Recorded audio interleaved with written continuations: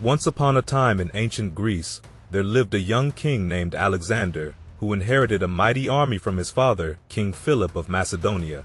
This army was unlike any other, well-trained, and united under a single purpose. Alexander understood the importance of his soldiers, believing that the fate of all depended on the conduct of each. But the roots of this formidable force stretched back to the early days of Greek warfare. Around 700 BCE, cities like Corinth, Sparta, and Argos developed a close-ordered battle formation known as the Phalanx. This innovation came during a time of change in Greece, as city-states emerged and expanded their influence through trade and colonization. Sparta, in particular, stood out as a military powerhouse. Every male citizen underwent intense training to become a citizen warrior, ready to defend the city at all costs. These soldiers, known as hoplites, fought not as individuals but as a unified unit, their strength derived from their cohesion. When Greece faced invasion from the Persians under Darius I and Xerxes, the hoplites stood firm, armed with shields, helmets, and spears. They marched in tight formation, each protecting the other's flank as they advanced aggressively into enemy territory. As Philip II ascended to the throne of Macedonia, he inherited an army that lacked effectiveness. Recognizing the need for change, he embarked on a series of military reforms alongside his son, Alexander. Their aim was to create a force unparalleled in the ancient world. Drawing inspiration from the renowned sacred band of Thebes, Philip restructured his army from the ground up. He expanded its size and cavalry, transforming it into a professional fighting force. Engineers were employed to develop advanced siege weaponry, demonstrating Philip's commitment to innovation.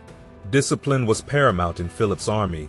Rigorous drilling ensured that soldiers operated as a cohesive unit, with strict obedience enforced through punishment. Uniforms were introduced, fostering a sense of unity among the troops and loyalty to the king above all else. This reorganization proved its worth at the Battle of Chaeronea, where Philip secured a decisive victory over Athens and Thebes. The army structure, with individual units commanded by their own leaders, facilitated effective communication and coordination on the battlefield. Central to Philip's reforms was the adoption of the sarissa, a formidable 18 to 20 feet pike that replaced the traditional hoplite spear.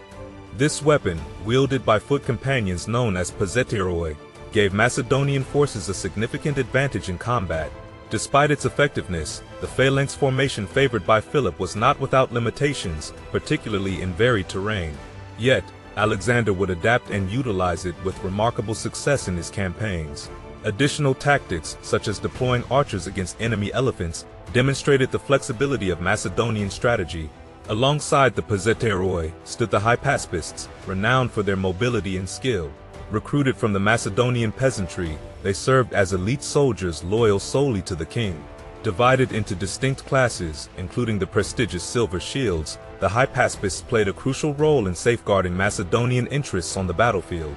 As the Macedonian army stood poised for battle, its strength lay not only in its disciplined infantry, but also in its formidable cavalry divisions. Positioned on the flanks, the cavalry served as the main strike force, aiming to break through enemy lines and secure victory.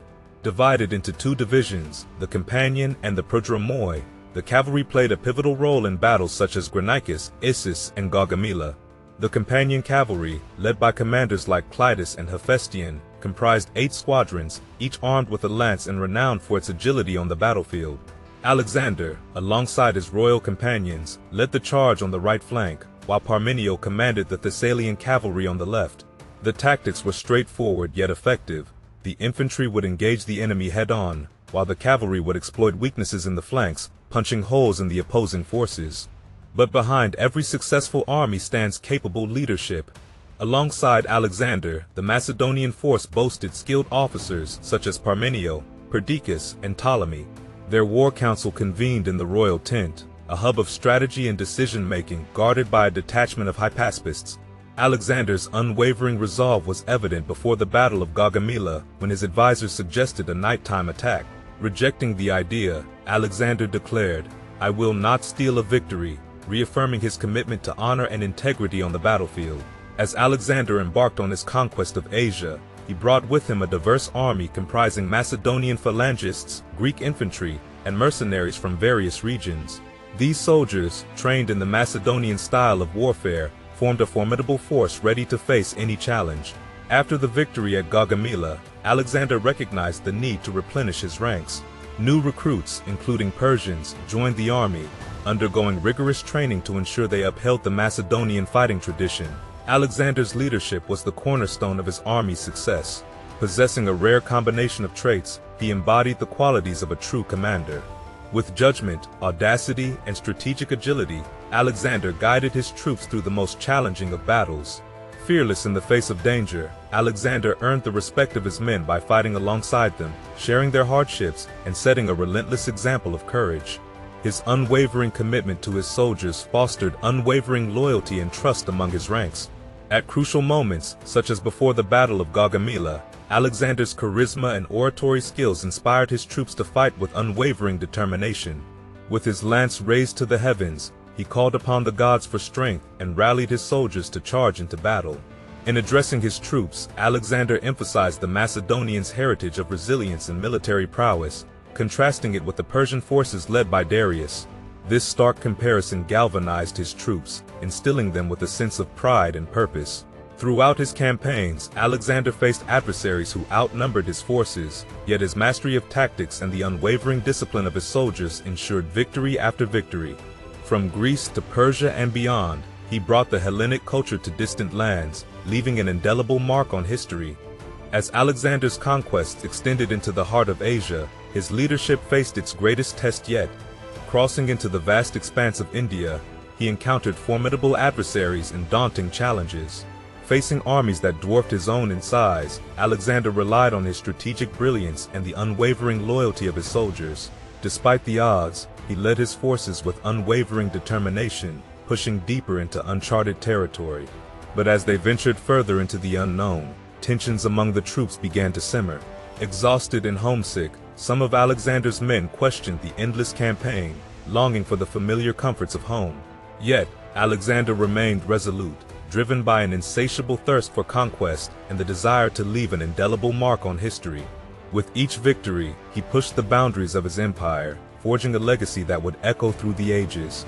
But as they marched ever onward, fate had a final challenge in store for Alexander and his army. Deep in the heart of India, they encountered a formidable foe unlike any they had faced before. A fierce battle ensued, with the outcome hanging in the balance. As the clash of arms echoed across the battlefield, Alexander found himself facing his greatest challenge yet. In the heat of battle, with the fate of his empire hanging in the balance, Alexander's leadership was put to the ultimate test. Rallying his troops with impassioned speeches and leading from the front lines, he fought with a ferocity and determination that left even his enemies in awe.